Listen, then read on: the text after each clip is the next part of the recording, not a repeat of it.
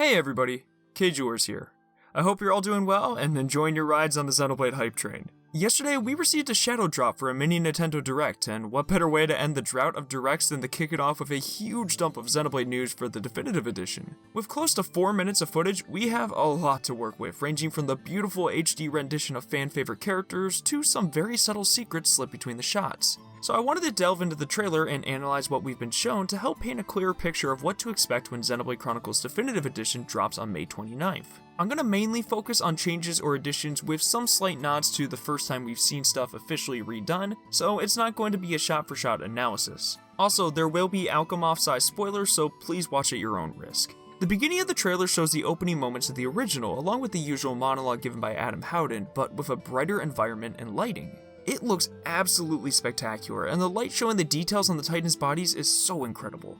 I mean, damn, look at that! I also think the addition of these clouds and lighting really bolster a sense of scale and make the battle feel truly legendary.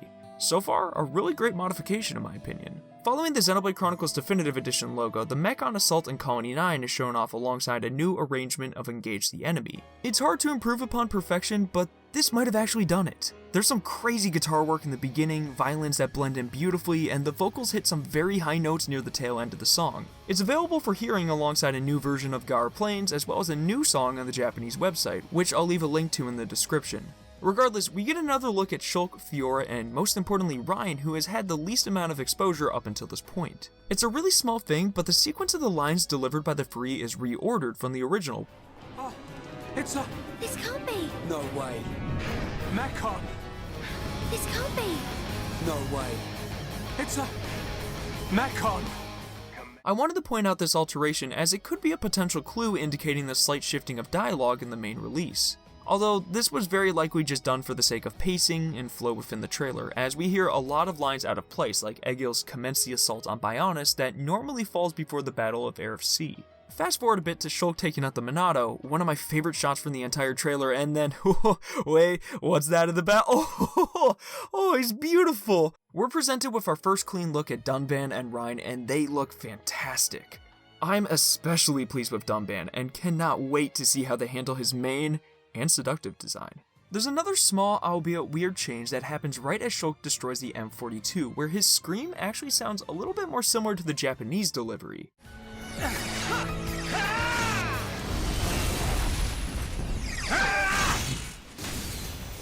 Again, this could be an example of shifted dialogue for the case of the trailer, with this scream coming from somewhere else in the game, but this one in particular sticks out to me as a potential re-recorded delivery, which is entirely possible given the new lines for the epilogue we'll see later. Skipping ahead more shows the cutscene where Shulk activates speed art in conjunction with Charlotte's first HD reveal, and I think she and Dunban probably have the best makeovers of the entire cast. Charlotte just strikes this really nice balance between gorgeous and badass to me, and I think this shot also helps to push that sentiment. Next up, we get some quick shots of Gaur Plains, Frontier Village, Satoral Marsh, Machina Forest, and Aerith Sea respectively, which covers most of the major Bionis locations.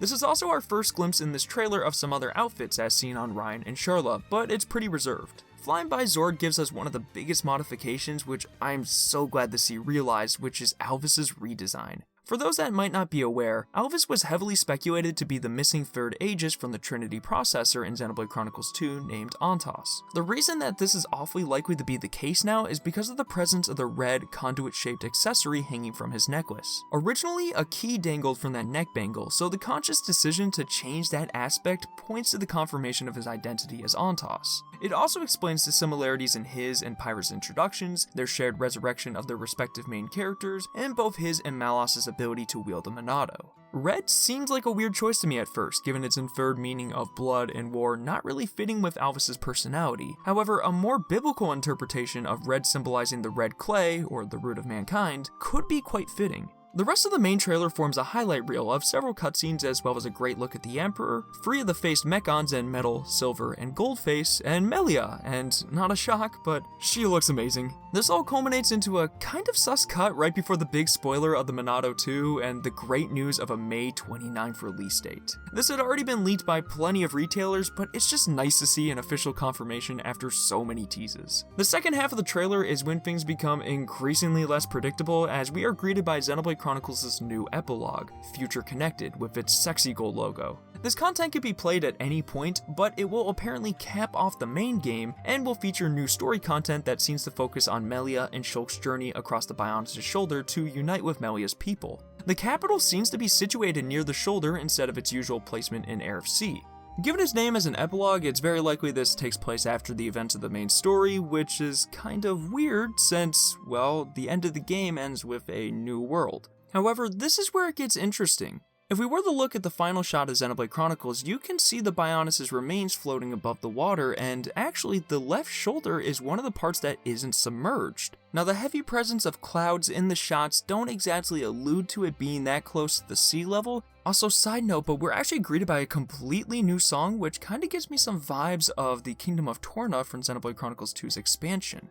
Given its placement in the trailer, I'm pretty suspicious that it will be the Bionis' Shoulder's day theme, which I'm really cool with because I think it matches the setting quite well. I talked a bit on this in my Bionis' Shoulder video, but it would make a lot of sense that that seal tower we see was connected in some regard to the capital. The city even looks pretty beat up, likely due to the chaotic transformation of the Hyentia and Telefia near the end of the main story. We actually see a Telefia fly overhead just like we do in the flashback of the shoulder from the original game, which is a neat touch. But since we see Shulk and Melia pay extra close attention to the Telefia, it wouldn't surprise me if they played an integral role in the story content. Shulk and Melia are adorned with new outfits and Shulk's looks so clean, but what's interesting is the weird Monado design we initially saw with the tease of the Bionis' shoulder back in September of last year. We get some really great close-up shots of it later, and it seems a lot more industrial in design with the glass completely removed, piping around the rim, strange vents, and points jutting out. But the real interesting part comes from the dialogue near the end of the trailer.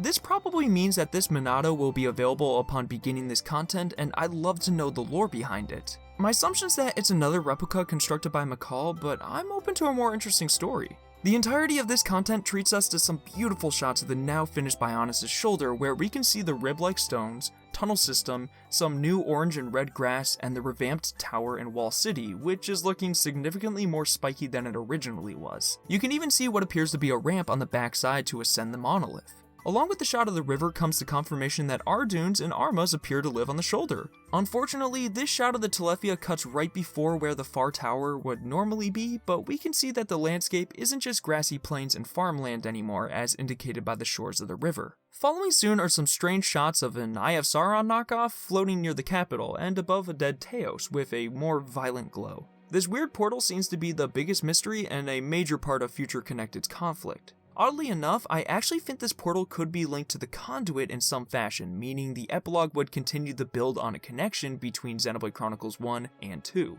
The appearance isn't a 1-to-1 ratio, but the swirling mass of dark energy and slight traces of purple give me vibes of Klaus's missing half as seen in Xenoblade 2. Also, when the portal fires a laser at Junks, I have a strange feeling we might have seen that somewhere. Plus, the sound effects used for the laser shooting out from the portal sound pretty similar. Epilogue, a new story. Future Connected will cap off.